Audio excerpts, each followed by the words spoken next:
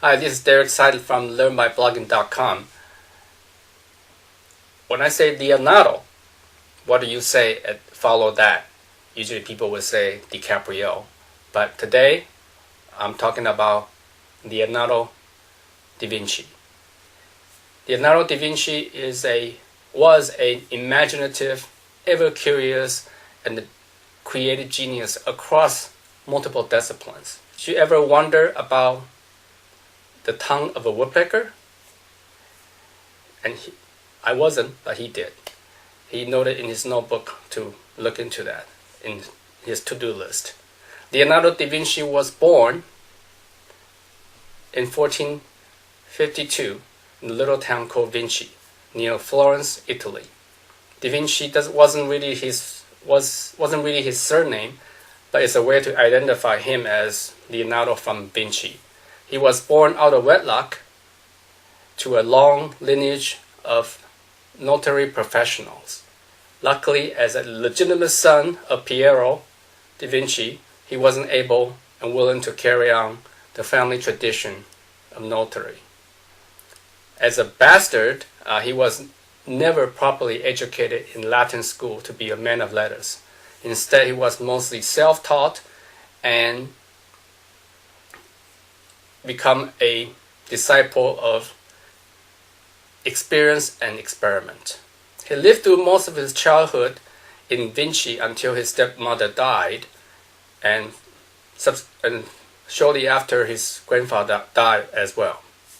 His father Piero brought him as a teenager to Florence, the birthplace of Renaissance era, the center of finance, trades, arts, and knowledge.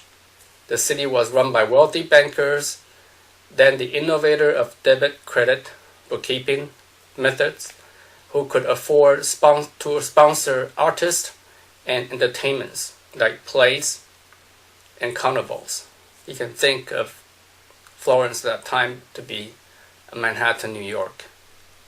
Recognizing Leonardo's talents at 14 years old, his father secured an apprenticeship with one of his clients, Verrocchio, who ran one of the best workshop and space shop in Florence. And this is what the Florence looked like. This is where the students crank up paintings, statues for rich clients. And you can see that this is one of the sculpture that was created by Verrocchio. He was posing for the sculpture by Leonardo. When his father brought a wood shield for him to paint, he turned into an image of fire-breathing dragon-like monster with parts from dead animals like lizards, snakes, and bats. In painting, his genius lied in his ability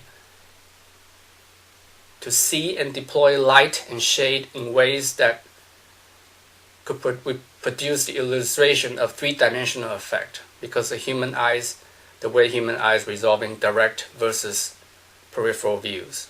And you can see he spent a lot of time drawing the robes, the shades, and the folds of fat in this Jesus paint, this Madonna painting. Through his work in theatrical set, he mastered the theatrical movements. His curiosity about human anatomy drove him to dissect at least 30 human corpses. This was before refrigeration was invented, and the dissection typically would stop when the smell of decaying fresh flesh got to him. He came up with the theory about how the human hearts work. You can see that in the middle here. That was eventually confirmed in 1950s, more than 4 centuries later. And you can see the Vitruvian man here that shows the proportion of human bodies. And these are the muscles of human bodies that he drew based on his dissection work. But Leonardo was fascinated with military engineering. Some of the work that he had come up with he conceptualized helicopters and various military weapons, like this chariots with the spinning blades and this giant bow that can shoot down the enemy line. Oops. It looks like something you see from the Game of Thrones. One of his famous painting was the Last Supper. You can see that the Last Supper. You can see Judas here and Peter and John the Baptist, John, disciple, and also the other disciples here. But if you look closely, this painting was painted on the wall of the convent of Santa Maria della Grazia in Milan. The beauty of this, you can see all the perspective. It was converging on the forehead of Jesus. And when the monk entered the room from the right side, they can see Jesus' gaze right away. The other painting was Mona Lisa, that he continued to perfect until his death. You can see that the painting, Mona Lisa's eyes tend to follow you as you move, and he has developed a special 3D effect on that by having layers and layers of paint.